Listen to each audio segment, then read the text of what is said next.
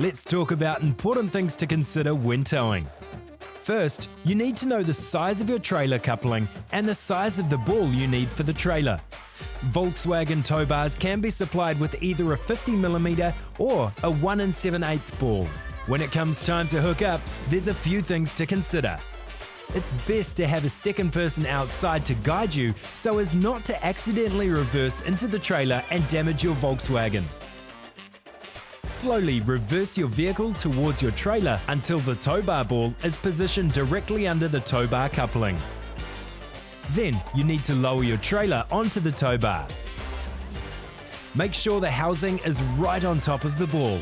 Now you need to close your trailer coupling lock, and there are different ways to do this depending on your trailer. Then put the lock pin in place.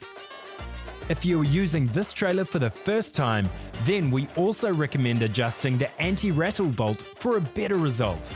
Don't forget to put the safety chain on. Make sure you leave some slack in the chain so you can drive around corners without pulling on it. Use a strong shackle to connect the chain to the tow bar. Lightly nip up the shackle screw, but don't do it up too firmly. They can be very hard to undo if you leave them screwed in tight. One rule to remember with the twin chain trailers is to cross them.